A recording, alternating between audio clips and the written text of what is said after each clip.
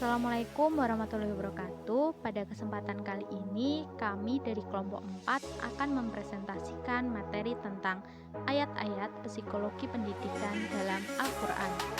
Sebelumnya, perkenalkan kami dari kelompok 4 yang beranggotakan Hana Fadilah dengan NIM 191070119, Afida Ilhama Fikri dengan NIM 191070123, dan saya sendiri Alfianti Galuh Kusumatmaja dengan NIM 191070124, dan ada juga Anissa Rahmadita dengan NIM 191070128. Penjelasan pertama akan dimulai dengan definisi pendidikan. Pendidikan secara etimologi berasal dari kata pedagogi yang berasal dari bahasa Yunani yang artinya bimbingan yang diberikan. Sedangkan dalam bahasa Romawi, pendidikan berasal dari kata educate yang berarti mengeluarkan sesuatu yang berada dalam diri. Dalam bahasa Inggris, pendidikan diistilahkan dengan kata to educate yang berarti memperbaiki moral dan melatih intelektual. Secara bahasa, definisi pendidikan mengandung arti bimbingan yang dilakukan oleh seseorang, yaitu orang dewasa kepada anak-anak, untuk memberikan pengajaran, perbaikan moral, dan melatih intelektual. Yang selanjutnya yaitu definisi menurut para tokoh. Yang pertama ada Edgar Dale.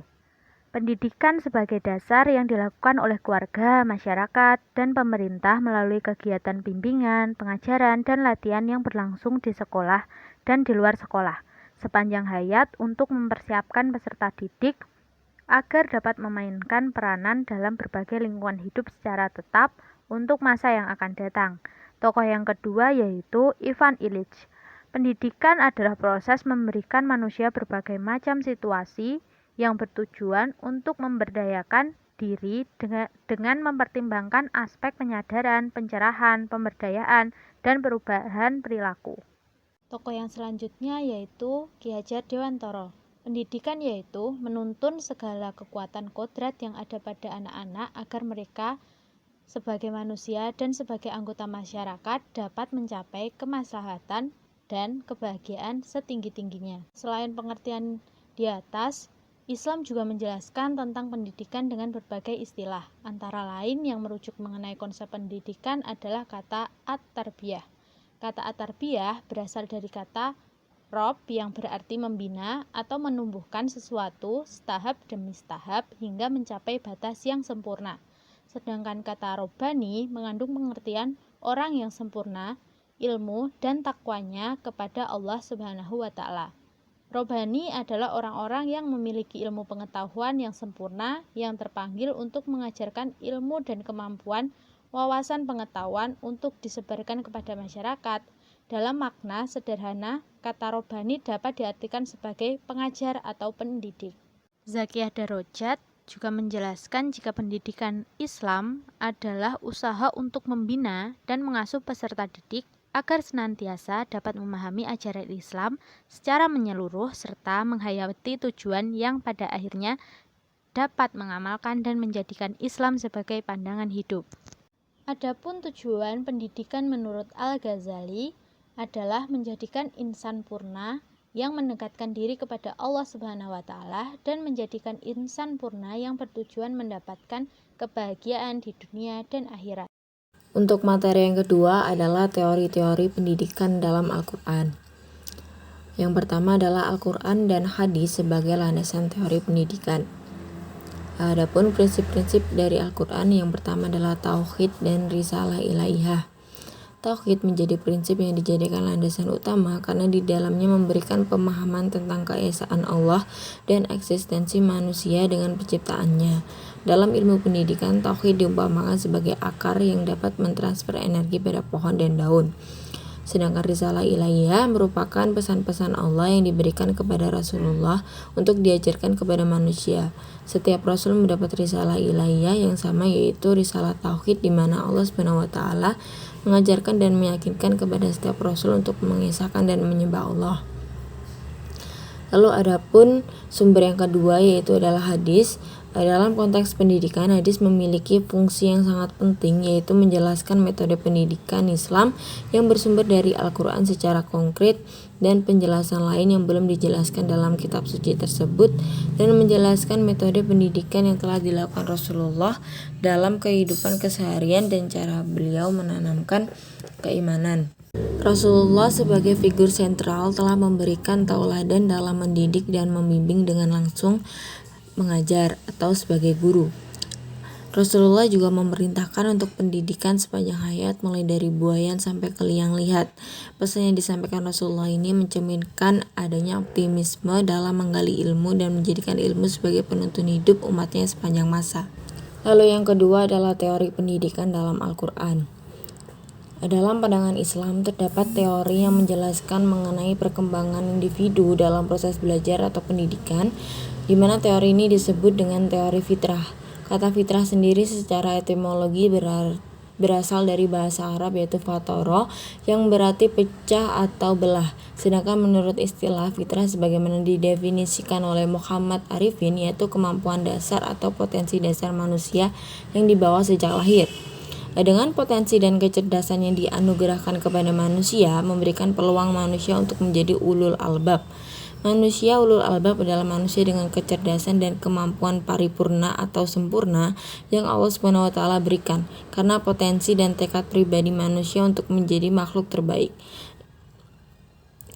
Adapun figur manusia sempurna dalam Al-Quran, yaitu yang pertama terdapat dalam Quran surat Ibrahim ayat 52, yang mengisikan tentang fitrah tauhid, yaitu meyakini segala nikmat dan karunia dari Allah SWT dan tidak ada yang dapat menggerakkan selain Allah SWT. Lalu yang kedua terdapat dalam Quran surat Ali Imran ayat 7, yaitu yang berisi ilmu pengetahuan, yaitu manusia yang diberikan ilmu pengetahuan dan kepemahaman tentang Al-Quran secara mendalam sehingga mampu membedakan mana yang hak dan yang batil. Lalu yang ketiga adalah Quran surat Ar-Ra'd ayat 19-23. Figur atau sosok manusia paripurna atau ulul albab adalah melaksanakan ibadah dengan khusyuk dan baik serta menjaga amanah, menjaga silaturahmi, bersabar, berinfak dan berakhlak mulia. Lalu yang keempat adalah Quran surat Az-Zumar ayat 21 yang berisikan manusia yang bertafakur dan tadabbur akan eksistensi langit dan bumi sehingga meyakini dengan adanya langit dan bumi lebih meyakini Allah SWT sebagai Maha Pengatur. Dengan beberapa penjelasan tersebut di atas, untuk menciptakan ulul albab harus dipersiapkan teori pendidikan yang dapat dipraktekkan dalam kegiatan pembelajaran. Teori pendidikan yang diciptakan bersumber dari Al-Quran dan di dalamnya mengandung tauhid sebagai landasan utama, karena dengan pemahaman tauhid yang kuat akan menciptakan muslim yang taat beribadah, terpercaya, gigih, kuat, kreatif, dan inovatif. Oke, kita masuk ke pembahasan selanjutnya mengenai definisi belajar. Definisi belajar sendiri merupakan suatu rangkaian proses kegiatan respon yang terjadi dalam proses belajar mengajar yang menimbulkan perubahan tingkah laku sebagai akibat dari pengalaman dan juga pengetahuan yang diperoleh. Biasanya belajar juga diartikan sebagai rangkaian kegiatan jiwa raga untuk memperoleh suatu perubahan tingkah laku sebagai hasil dari pengalaman individu dalam interaksi dengan lingkungannya dan menyangkut aspek kognitif, afektif, serta psikomotorik. Dalam Al-Quran sendiri, belajar memiliki kata ta'alama atau darasa yang artinya yang mempelajari. Terdapat salah satu ayat yang menjelaskan tentang pengertian belajar, yakni dalam Quran surat Al-An'am ayat 105. Nah, ada juga pandangan beberapa tokoh mengenai definisi belajar. Yang pertama menurut Gage dan Berliner. Mereka menjelaskan bahwa belajar merupakan proses di mana suatu organisme mengubah perilakunya karena hasil dari pengalaman fisiknya. Lalu yang kedua adalah Slavin, merupakan perubahan individu yang disebabkan oleh pengalaman. Lalu, Jean Piaget dan John menyebutkan bahwa belajar merupakan proses yang sifatnya internal, tidak dapat diamati secara langsung. Nah, dari pengertian-pengertian di atas, kita dapat menyimpulkan bahwa belajar selalu berkaitan dengan perubahan perilaku. Perubahan perilaku sendiri biasanya mengacu pada suatu tindakan atau berbagai tindakan. Nah, perilaku yang tambah tampak atau overt behavior seperti berbicara, menulis, dan lain-lain. Nah, yang kedua merupakan perubahan perilaku itu terjadi biasanya karena didahului oleh proses pengalaman. Pengalaman di sini kita merupakan pengalaman dalam belajar, dapat berupa pengalaman psikis, fisik, dan juga sosial.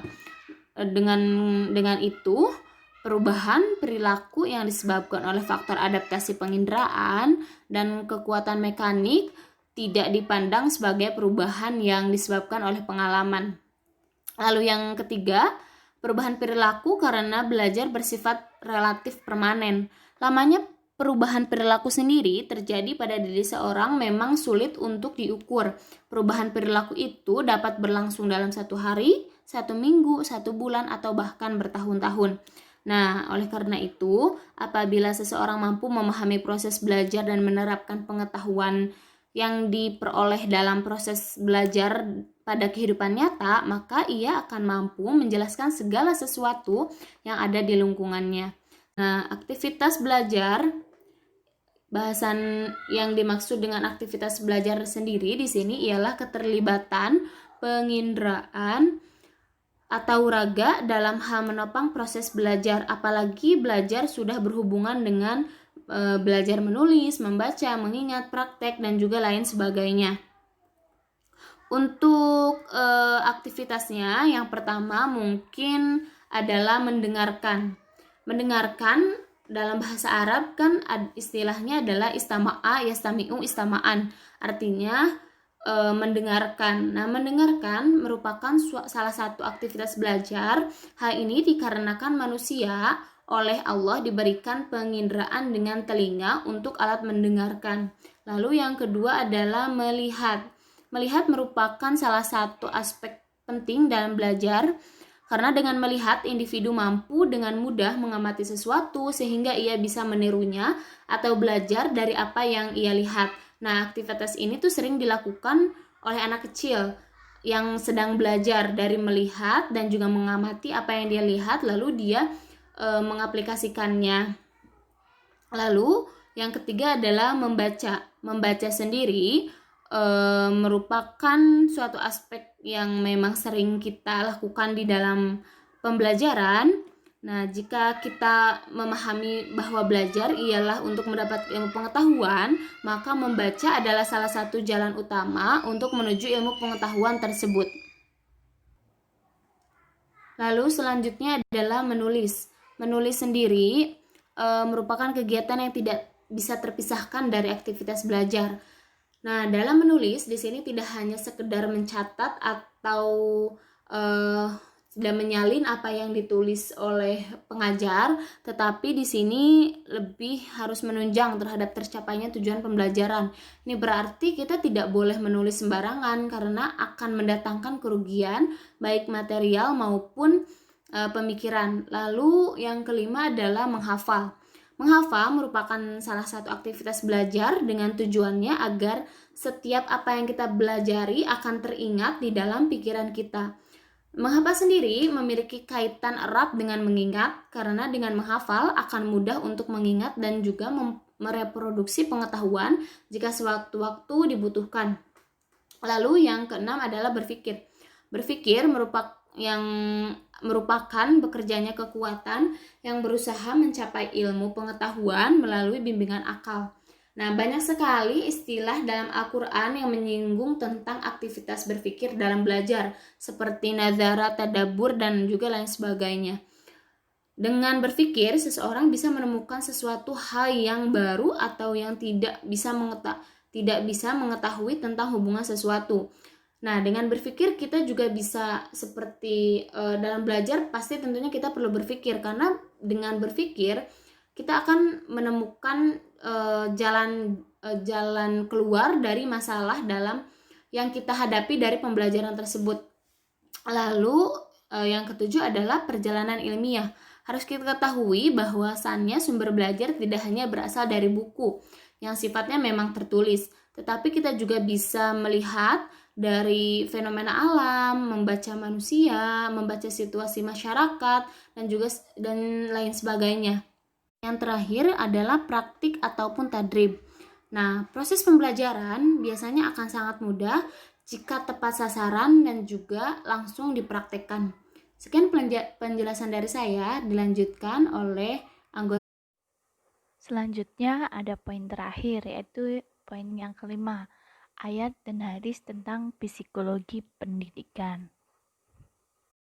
Ayat mengenai psikologi pendidikan di dalam Al-Quran terdapat pada Al-Quran surat Al-Mujadilah ayat 11, yang artinya, hai orang-orang beriman, apabila dikatakan kepadamu, berlapang-lapanglah dalam majelis, maka lapangkanlah, niscaya Allah akan memberi kelapangan untukmu.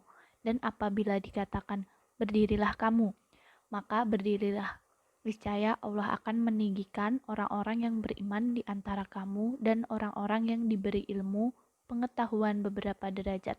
Dan Allah Maha mengetahui apa yang kamu kerjakan. Sedangkan hadis yang menjelaskan tentang psikologi pendidikan, yaitu barang siapa menelusuri jalan untuk mencari ilmu padanya, Allah akan memudahkan baginya jalan menuju surga. Hadis Sahih Muslim, Sunan Abu Daud nomor 3643.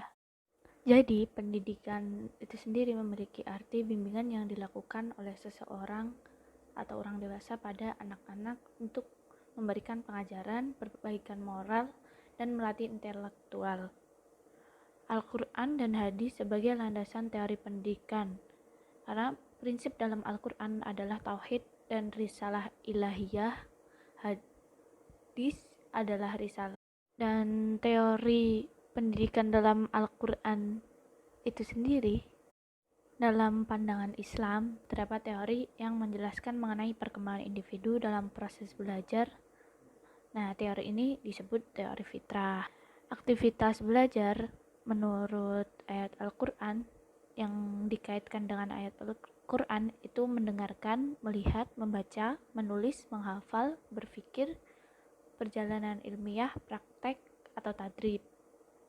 Sedangkan ayat dan hadis psikologi di pendidikan itu ada Al-Quran surat Al-Mujadilah ayat 11 dan hadis Sahih Muslim Sunan Abu Daud nomor 3643. Sekian dari kelompok 4. Kurang lebihnya mohon maaf apabila ada kekurangan atau kesalahan bisa ditambahi, karena kritik dan saran terbuka untuk semuanya. Dan apabila ada yang ingin ditanyakan, bisa langsung ditanyakan pada kelompok kami. Sekian dari kelompok 4. Wassalamualaikum warahmatullahi wabarakatuh.